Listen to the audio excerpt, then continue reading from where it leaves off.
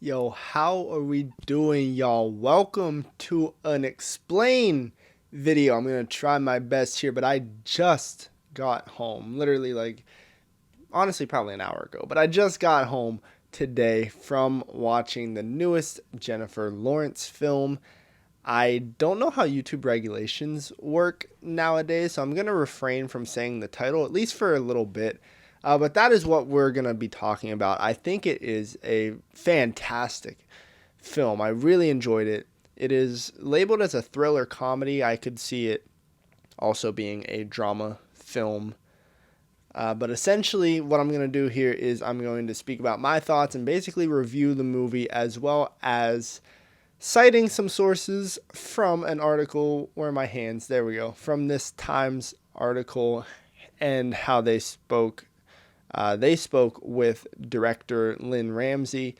So, so I'm going to talk about my thoughts on the film, how I interpreted the film, as well as importing some quotes from that article, because I think how I came out of the film and how this Times article puts it are pretty neck and neck. I did, learn some things directly from this Times article with Lynn, the director, Lynn Ramsey. So, like I said, I'll quote that. But let's talk about Die My Love.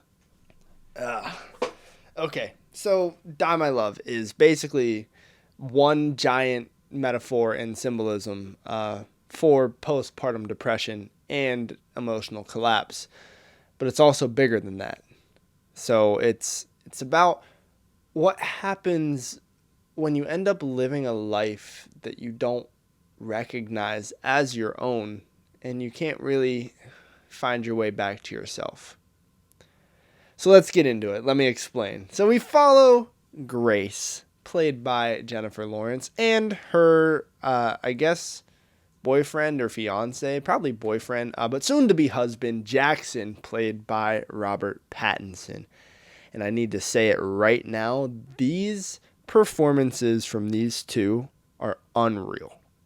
I'm not lying when I say this is probably some of the best I've seen this year. I mean, Jennifer Lawrence completely dissolves into this role, and Robert Pattinson is just on par, matching her beat for beat the best he can, but she's just on another level in this film. So Grace and Jackson move from the city to Jackson's hometown in Montana, but it's very clear that this is really his world. She is surrounded by his friends, his family, his history. She feels like basically a guest in her own life. The only person she has any emotional connection with, aside from her own child, of course, is Jackson's mom, Pam, who is grieving the of Jackson's father in the very house that Grace now lives in. So, the space she's expected to build a life in is literally a grave of someone else's self harm and self pain. Pain, not self pain. So shortly after they move in, the baby arrives, and here I think time puts it perfectly. With the arrival of baby Harry and Jackson's increasingly long absences from home, Grace's life starts to come apart at the seams. The mother gradually descends into a mental health crisis from which no one can rescue her. Like I said, it's bigger than that. It's not just postpartum depression, it's existential dislocation. It's the world shifting underneath you. Grace has always kind of imagined herself living one kind of life. We don't know what that life is, but we do know that she's a writer, but she's now trapped in another. And Time describes the film's real focus as an investigation into what it feels like to be at odds with the life you have built for yourself, to experience a rift between your internal landscape and the box you've put yourself in. And director Lynn Ramsey herself tells Time that Grace, she sees herself from outside in a way, takes a look at her life, and almost as if she was a stranger looking in. So as she is trying to fight the boredom at home, she kind of does have a little affair with a man named Carl, who is played by Lakeith Stanfield. That's where he comes in. But it's not really about the cheating. It's almost about needing to feel seen, uh, feeling like you exist, especially after she does find condoms in the glove box of their car, and quickly puts together that Jackson himself is also being unfaithful. He was unfaithful first, mind you, but doesn't really excuse anything. But anyways, this isn't just the betrayal causing her collapse. It's not just the betrayal, but it's also this collapse almost revealing the emptiness that is between them in their connection. Eventually, Grace's mental health reaches a, I guess, breaking point, for lack of better terms, and she gets admitted for treatment. But when she comes home, and it feels like the world has moved on without her.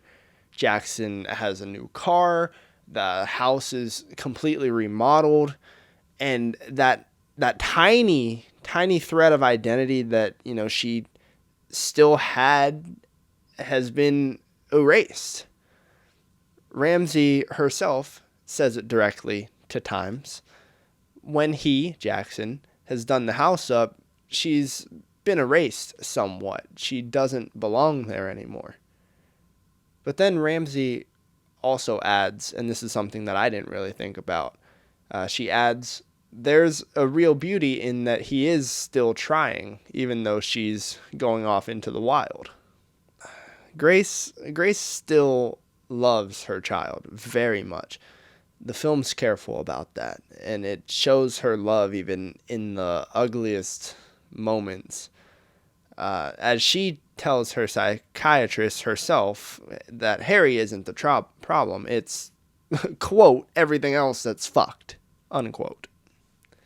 And the self-destruction is symbolic, but it's no less real.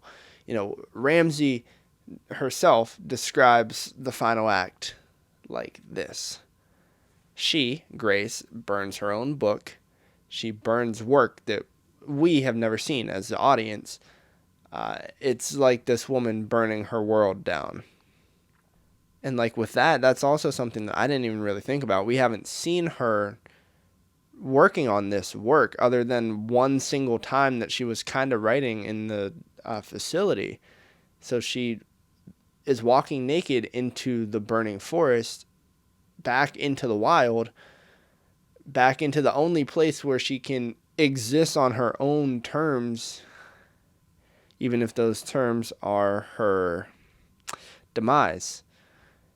Jackson's face when he realizes what she has done is kind of complicated because there's fear, but we also can see at the end relief. And it's that relief that is devastating. And I think it goes without saying that we know what the whole forest burning and the book burning and her walking naked into the forest, we know what that essentially ends up, symbolizing. And what I really love about Die My Love is that it does not explain itself. It doesn't guide you, doesn't hold your hand. It just throws you into Grace's emotional reality and tells you to try and survive inside it, basically with her, and figure out, what's real and what's not as an audience. And if you can't, that's the point. Jennifer Lawrence absolutely killed this role. I could not wait to talk about this film. It's a film that had me thinking about it and questioning basically what happened, and just trying to work throughout my brain and figure out what happened in the movie. Because going into the film, I knew myself that this film was about basically postpartum depression, psychosis, her basically falling into madness. But I had no idea where it was going to take us on this journey, and I did not expect it to take us here. So with my TV going out in the background, that means we are at the end of the video. And if you made it this far and you have not subscribed, why not? You're already here. My TV isn't on a timer, by the way. That obviously it just happens, as you know, if you have a Amazon Fire Stick or a Fire TV. But anyways, thank you all so much for being here. I really appreciate all the support. So if you did enjoy this video, please leave it a like, because it really does help out the channel so much. And I will see you all in the next video. Peace.